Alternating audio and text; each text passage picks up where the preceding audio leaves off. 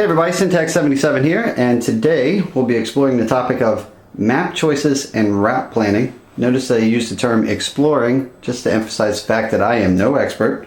I'm about as far from an expert as you can get, but nonetheless I do have some videos out there where people post comments now and again asking what particular map I might have used on a video, or have I ever heard of this book, what do I think of this resource or that resource, or what do I use just to come up with trip ideas in general. So I do try to usually respond to those comments in writing, but I figure spread some items out on the table here and I'll give you a little look into at least what works for me, and then maybe you can get something from it. Maybe you can post in the comments below what works for you.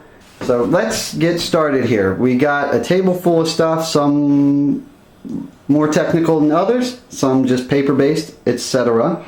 We'll get into the more technical stuff a little deeper later, but we do have some software that we'll take a look at back on the old editing PC back here. Hence the reason that we're in the room that I usually actually edit the videos, but today we'll film in here as well.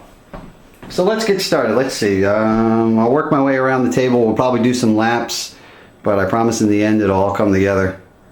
So my first suggestion, probably not a shocker, maps. Get yourself some maps, lots of maps. As a matter of fact, stockpile maps, collect maps.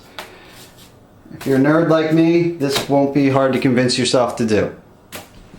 Now, my suggestion is, don't just go out and buy a map after you've decided where you're going, but start collecting maps for different places that you might go. If there's a chance that you might go somewhere and you see a good opportunity to grab a map, go ahead and grab it. I'm not saying that you have to go out and buy every map in the world. Just saying that if you're out and you see a map and you say, you know what, sometime I might go to Acadia National Park, let's grab the map and it'll be available. There's been times in the past, there was a Vermont video I did where the weekend popped up, the opportunity arose, hey, it's go time, let's do this. I had already researched it on the internet, but I wanted a nice paper map and I couldn't find one in my area. So that was the downside. If I already had the map, I'd be ready to go. Now, that was actually a happy accident, because that is what led me to discover the computer software that we'll talk about later. It's actually, we'll talk about it briefly right now, I suppose. It's actually software that came included with this DeLorme PN-60 that I have the box for. It's not actually my PN-60, it belongs to my friend Mike's. You've probably seen it in the videos because he's often in the videos, or I borrow it. But I don't own this, but luckily for me, Mike wanted nothing to do with learning how to use the software, and you really don't have to use the software that much if you don't want. But it worked out for me because we put the piece of software on my computer just to download some different waypoints to his device.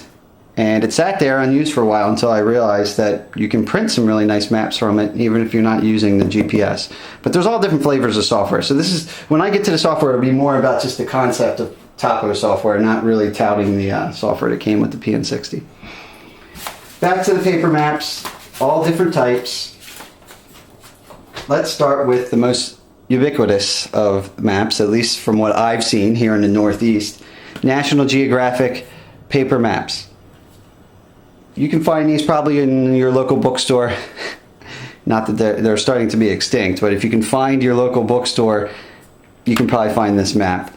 If you go into an EMS or another trail type place, guaranteed that you're going to have some of these National Geographic maps. And most likely, if you're going to a more popular area, like Shenandoah here, or Great Smoky Mountains, somewhere more popular like that, you're definitely going to be able to find it. Here's another example, Great Smoky Mountains. I don't even know when I'm going to be able to get there. I got an itinerary in my head of places that I want to go, and these aren't real close to the top, but I have this in my house, and it's ready to go. And sometimes you can just bust it out, and you can kind of fantasize about, okay, well, if I ever do go, here's a little place that I can make a loop here. It's nice. Now, from what I've seen with these maps, here, let me spread one out for you.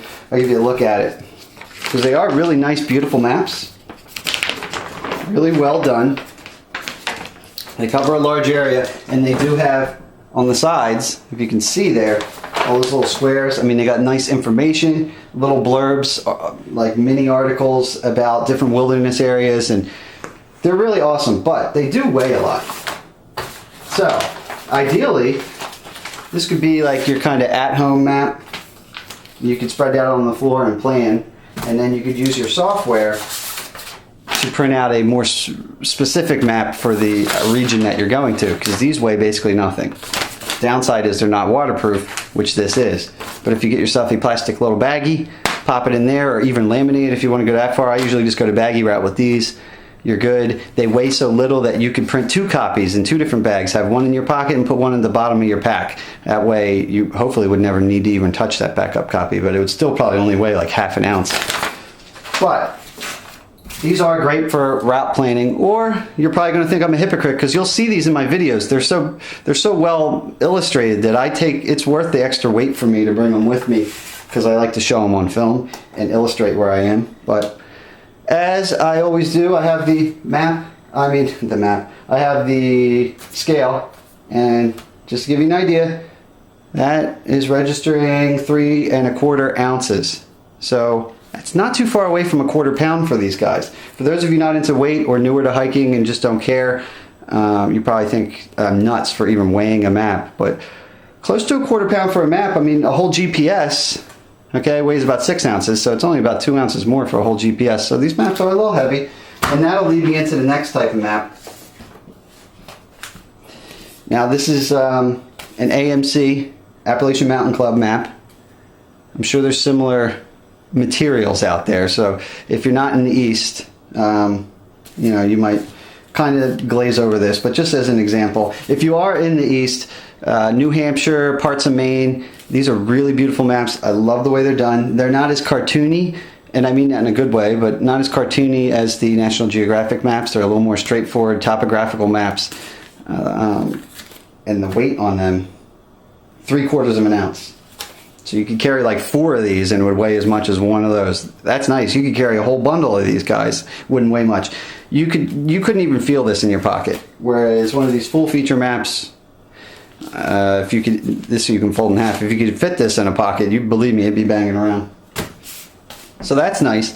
Now I'll move on from this to books, because I pretty much think that covers the maps. There's all different kinds. This is a long trail map by the Green Mountain Club. I bought this directly from them. You can find these out there. Again, a place I haven't been, but stockpile the maps. Now, where was my scatterbrain self going? On to books. Okay. Again, AMC, but there's plenty of trail guides out there. The point is, buying trail guides is good. Some people will say they'll look at you like you have 3 heads if you tell them that you don't have a trail guide for where you're going. I think they're a good resource, but honestly, for the new schoolers among us, if you'll call us that, you can get plenty of information on the internet, which we'll get into. So this isn't the end of the world if you don't have one of these, but I like to keep these by the bed and just thumb through them and get ideas. And they're awesome. They give you paragraph after paragraph on like every trail in the region that you pick. They do weigh a lot. Now Mike, when we went on that New Hampshire, that one New Hampshire hike, he brought the whole book with him. He just does not care, or maybe he hates his knees, I don't know. But some people carry the whole book. That's fine. I mean, honestly, 13 3/4 ounces, that's almost a pound you're carrying. So my preference with the books is to simply, I'm sure some of you are going, this isn't rocket science, but some of you might not even think of it, so I'll just point it out. I like to just photocopy a page. And again, you can put it in a Ziploc bag, or you could laminate it if you have access to a little home laminator or a friend in an office or something like that. Okay, so trail guides are awesome. This, I can't speak for all trail guides, but the AMC guides, they come with the maps for the region that the articles cover. So that's pretty awful. That's pretty awesome. But I will point something out to you as we move along. You see these 2 maps? They are identical. At least they look identical, right? When you buy the book, they come with the maps. They're all going to be standard paper maps. And these do weigh a little bit more. They're not waterproof. And I want to say they're not as tear resistant. I don't believe they are. They don't have that crinkly feel to them. So I would say, even if you buy the book and you have these, just keep these around for at home. That's what I do as a home reference. And you can even write on them and stuff, whatever. Spend the extra couple dollars and buy the maps separately. So watch out when you're buying the maps. If the price seems a little too good, it's probably somebody selling the standalone paper maps. But look for the waterproof and lightweight version of the AMC maps. Well worth it. They got that a little bit lighter feel, and the water just kind of beads up and rolls off of them. They'll last you a while, especially if it's a region you're going to be doing several times. Otherwise, just put this in a plastic bag. Not the end of the world. Continuing on with the subject of books, if you're on the East Coast like me, Appalachian Trail Guide. This is by David AWOL Miller. This was in, I think I kind of blabbed about this in my 26-mile day hike video, I think was the title. So you may have already seen me use this. But again, it's an awesome resource. It's got little articles and food locations, all that stuff, alternated with the entire trail. You can see that there. The entire trail. And little markers and waypoints, water sources, elevation changes, road intersections, all that stuff. If you're doing the whole trail, hopefully you have a friend that can mail you pages of this, or if you don't care about weight, carry the whole thing. When I do a day hike or an overnighter, whatever, I like to just take a page. Again, photocopy a single page plus the page before and the page after. Whatever my region is, my range is, I put some safety in there just in case. And I like to laminate with these because it doesn't really add any weight. You can fold it in half, keep it in your pocket. You don't have to worry about water at all. So these are nice. That's the Appalachian Trail Guide. If you're on the West Coast, hopefully there's probably like a Pacific Crest Trail Guide out there. So books are good. And magazines. Let's talk briefly about magazines. Backpacker magazine, they're fun to read, and you've got each month a slight chance that they might talk about something in your region. They'll probably talk about something, but my point here is every month you're not going to be like, oh my god, look at all these options for me, but online they back all these articles up and they're available. So if you just Google and look for them, you can find their whole catalog of places they've done articles on, which is nice, which we'll get into. And then also, I take really ridiculous amounts of notes. This here is actually a trek that I haven't even done yet, but if you can see that on there, just write out how many miles per day I could do, and I have two options in two columns. This is if I did, this is a loop hike of the Grafton Loop, which I haven't had a chance to do, but if I did it as a if I did it as a 5-day, which is really extreme for that region, but anyway, if I did it as like a 5-day vacation, or if I squashed it down to a 3-day, I just got all my mileages and pit stops on there. That's just me, that's going a little far, but then if I ever go there, this is ready to go. I just grab it, laminate it, whatever. Let's move on to the software for printing those maps that I showed you and see if you can get a view of the computer. I will zoom in.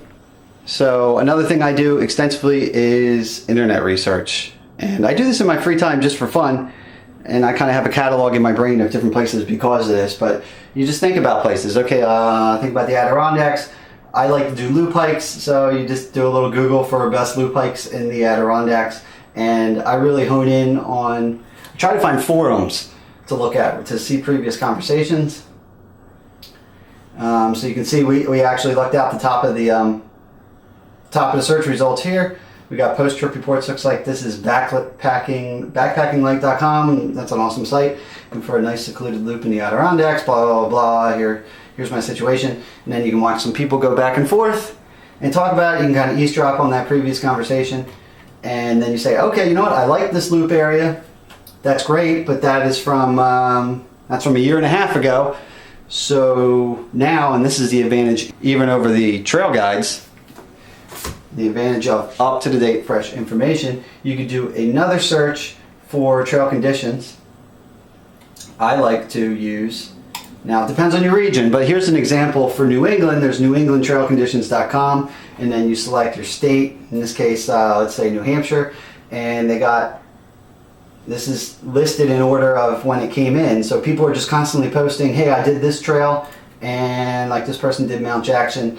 Surface conditions, he's saying there's dry ice, black ice, breakable crust, snow, trail is not very well marked, so pay attention, especially on the ascent. Just all kinds of little trail advisories. And this was just done on the 15th, so you know within 3 days of accuracy what's going on out there. If it was this summer, you tell you how many bugs there are and stuff like that. So that, in this case, is NewEnglandTrailConditions.com, but whatever region you're in, just search for somewhere. Hopefully you have like a trail conditions website, and check this as you get closer to your trip. Water sources and stuff, especially during the summer, you can see what's flowing, so that's good.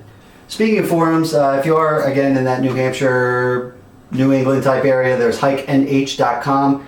Again, if you're not in the region, this is just an example. I'm sure there's somewhere out there for, say, the Smoky Mountains or the Sierras. But you go to a site like this and you got people posting, you know, different places they've been. This is different 4,000 footers that people have done and debating how to approach those and whatnot. So forums are a great resource. I would do a shameless plug and tell you to go over to the forums on myownSyntax77.com, but well, it's a brand new site and there's nobody really chatting over there yet, but feel free to be the first person to actually start a thread there, but maybe eventually that'll be a good resource for you. We do have a cool hiking, camping, and urbex spots section on there, general hiking talk. But do love the forums. Trying to think of other forums. Backpacking magazine has one, but they have a region for like everything, so it's pretty well spread out. You'll go into your specific region, there won't necessarily be a lot of people chatting, but that's a good one. And backpackinglight.com, which I brought up before. Not really so much route planning, but that is a good forum for hiking. Another thing, let's go back. Let's say we got done looking at that forum. We could back it up, and then I want to go a little further now that I've read the forums and I like an area, or maybe I still don't know where to go. Alright, here's a good example of Backpacker Magazine, like I was talking before. They're kind of teamed up with this Trimble Outdoors. Actually, I have a printout when I did that Liebrook video. See, there's the Trimble Outdoors. They will kind of work with Backpacker Mag. So, and they also do stuff of their own. But you can see here, we got an Adirondack Park 5-mile loop. Other members can post as well, but in this case, actually, the author is Backpacker Magazine. You can download these waypoints and pop it right into your GPS if you want to, or just print out the map. I like printed maps. I usually just use the aforementioned GPS, if I do have it, to track my stats and stuff. Just me personally, I like to just have paper maps. I think they're quick and easy. So then you can print out, just like I did when I was in Vermont. They'll give you little elevation things. They'll give you a description of each waypoint. So if it is in your GPS, you can actually read the little paragraph on each one. So this Trimble Outdoors / Backpacker Mag, if you can find one of these for the region you're going, that's awesome. If not, that's fine, but I always see it, at least if that's available and if it matches up with what I want to do. And that's that. And then I'll keep searching around for stuff. Then what I can do is pull up, we'll finally talk about it. It's called Topo 9. Well, it's Topo is the name of the software that came with Mike's DeLorme. There's other brands of topographical software out there. National Geographic, they make their own. I'm sure the other GPS manufacturers have them. You can buy this software alone. I looked it up for 99 bucks. I don't know if I'd spend that much, but I haven't really researched it, so I have no idea. But just for example, I usually will come in here and you can search for the area. In this case, I just went to the Black Angel Trail. That's another video that I did, so it was just fresh in the top of my head. Black Angel Trail. You can set your route points. You see I set a beginning and an end. Apparently we're being helicoptered into this place, so who cares about parking lots? And then I just go and I go to the print tab and I set my zoom rate. I can set the scale of the map and I can fine tune it, and then I hit the old print button and then out comes my map. Now I can do more zoomed out things like that where it's not necessarily topographical, but it shows a whole route. That's actually what I did. I think that was my Liebrook Wilderness solo hike. You can see I did a little loop plus an out and back. All those little waypoints are on there that you can load into the GPS if you want. And also, If you zoom the region in more, like what is on the screen back there, apologize, all I have is the color blue in my printer. So it wouldn't really look this crazy, but now you have your custom map. It's only zoomed into the level you need. Now I always do a margin of error. Either do a bigger map region. I wouldn't really do this. I'd either do a bigger map region than I think I need, or I'd do a couple other backup maps in case I find myself, for condition reasons or just bad luck, I'm outside this area. I still have maps to go off of, okay? But pop this in a plastic bag. It weighs nothing. Like I said, you can put a backup copy since it's not waterproof in the bottom of your bag, and you're good to go. I really like these. They come in and out of your pocket nice, and that really works well for me. That's been my go-to kind of thing, is to start doing these custom printout maps. There's web services as well where you can go and you can pay for custom topographical maps as well. So that's all the tools that I really use. Just a combination. Get myself back on target kind of here. Just a combination of all those different things. Don't always use the same combination, but between all those tools I usually come up with some sort of idea for what to do and attack plan. And then you just kind of build up a little collection of these trips, and when the opportunity arises, the weekend opens up, you get out there and do it. So that's all there really is to it. Feel free to give me your feedback and let me know maybe what works for you. I'm always open to new ideas. Until next time, I'm Syntax77, and have fun out there.